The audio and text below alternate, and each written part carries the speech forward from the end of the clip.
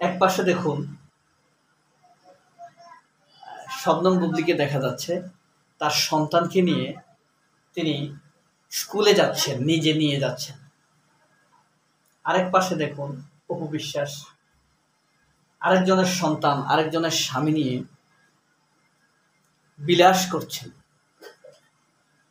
আবার দেখেন একইভাবে শবনম বুবলি তার সন্তানকে খাওয়াচ্ছেন বা পরিষ্কার পরিচ্ছন্ন করছেন। আবার দেখেন সেই অপু বিশ্বাস কি করছে, ফ্যাশন করছে, পোজ দিচ্ছে, ছবি তুলছে, টিকটক করছে। এই দুইজনের মধ্যে ব্যবধান কি বুঝতে পেরেছেন? এটাকেই বলে পুত্রবিলাস বা স্বামী বিলাস। বুঝতে পেরেছেন কাকে বলে পুত্রবিলাস বা স্বামী বিলাস? এটাই পুত্রবিলাস ও স্বামী বিলাস। আমরা বৃষ্টি বিলাসের কথা জানি, আমরা আনন্দ বিলাসের কথা জানি, আমরা সমুদ্র বিলাসের কথা জানি। বৃষ্টি বিলাস, বৃষ্টি আসছে মনের মতো খোলা মনে, ছাদে, খোলা জায়গায়, অরণ্যে বৃষ্টিতে ভেজা। আনন্দ বিলাস, সমুদ্র বিলাস, সমুদ্রে ঘুরে বেড়ানো, বড় রকম সাবমেরিন নিয়ে অথবা বড় বোট নিয়ে সমুদ্রে কয়েকদিন থাকা, ঘুরে বেড়ানো, এই সমুদ্র বিলাস। স্বামী বিলাসের কথা কখনো শুনেছেন?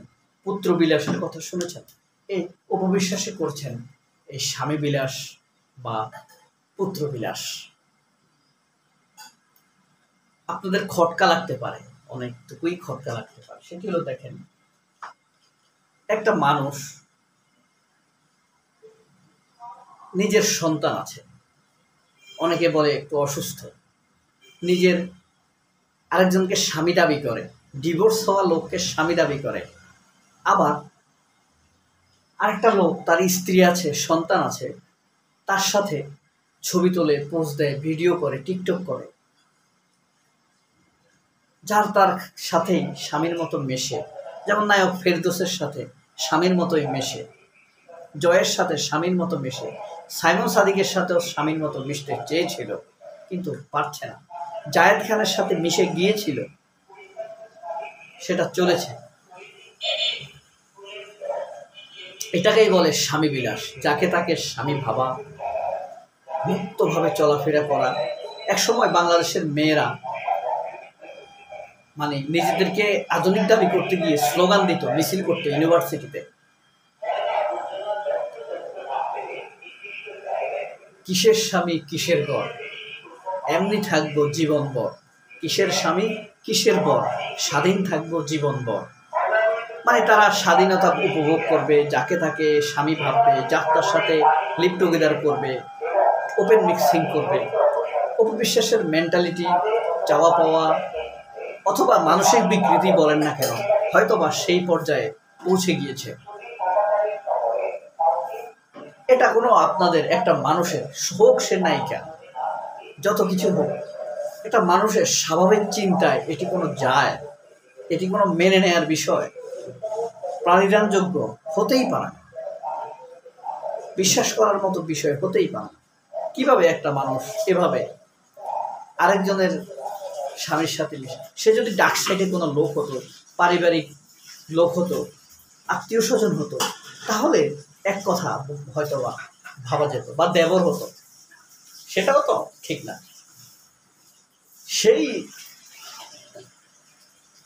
না হয়ে কিছু না, আরেকজন পতিত নায়কের সাথে আরেকজন পতিত বিশ্বাস বা পতিত নায়িকা এভাবে মিক্সিং করাটা দৃষ্টিকটু, অসুন্দর, ভাবনার মতো বিষয়, প্রশ্ন জাগা নেয়া বিষয়। মানুষের মনে প্রশ্ন আসবেই।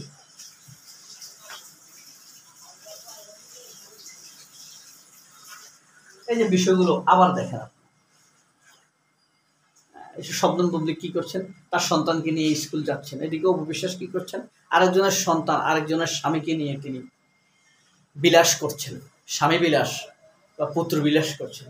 শবনম বুবলি তার সন্তানকে খাওয়াচ্ছেন, যত্ন নিচ্ছেন, আর অপু বিশ্বাস কি করছে, পোজ দিচ্ছে, এই সে, তার সন্তানের কোনো খবর আছে? এটা কেন দায়িত্বশীল একটা মা হতে পারে, দায়িত্বশীল স্ত্রী হতে পারে, দায়িত্বশীল সমাজের সেলিব্রিটি হতে পারে? একটা সেলিব্রিটির এই ধরনের কারবার থাকবে? মানুষের প্রতি দায়িত্ব থাকবে একটা সেলিব্রিটির। মানুষ কি ভালো ভাববে, খারাপ ভাববে?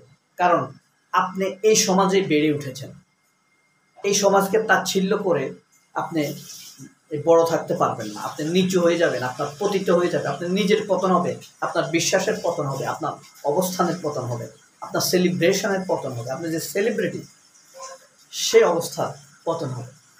এবং সেটা হতে যাচ্ছে। অনেকে আপনাকে বলে পতিত বিশ্বাস, নট পতিতা, পতিত বিশ্বাস। তাহলে এক সময় এই অপবিশ্বাসের সাথে শোনা যেত জায়েদ খানের নানা দিগবাজি। শাকিব খান নিজে বলেছেন জায়েদ খানের সাথে শাকিব খান হাতে নাতে ধরেছে গুলশান। এটা শাকিব খানের কথা, ৭১ টিভিতে দেওয়া সাক্ষাৎকারে।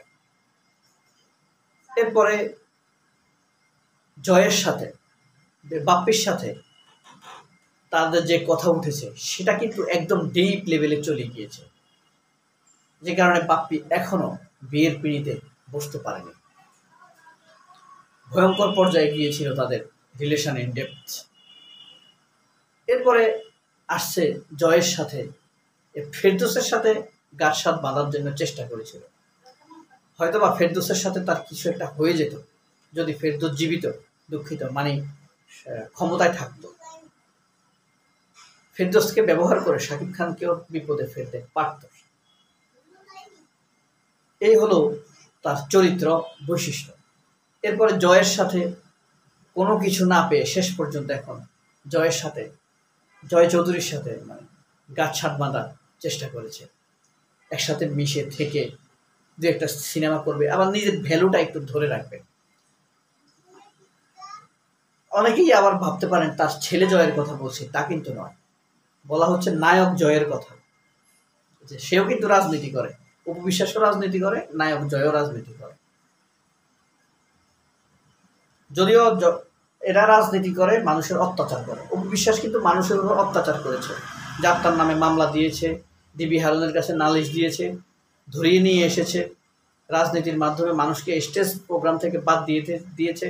তার মোটা থলথলে বোর্ডে নিয়ে সিন্ডিকেট করে সে স্টেজ পারফর্ম করেছে, আর কাউকে স্টেজ করতে দেয়নি। সেই পরিস্থিতিতে আরো খারাপ পরিস্থিতি যেত যদি আওয়ামী লীগের পতন না হতো। এখন যদি অপবিশ্বাস শাস্তির মুখোমুখি হয়, তাহলে তারা বলবে কি সংখ্যালঘু নির্যাতন হচ্ছে, অথচ নিজে রাজনীতি করবে, সেই সুবিধা নেবে, অপোজিটের উপরে অত্যাচার করবে। যখনই শাস্তির মুখোমুখি হবে তখনই বলবে সংখ্যালঘু নির্যাতন হচ্ছে। এই হলো তাদের চরিত্র, এই হলো বিশেষ পুত্র বিলাস, স্বামী বিলাস। সবাই অনেক ভালো থাকবেন। আল্লাহ হাফেজ, আসসালামু আলাইকুম।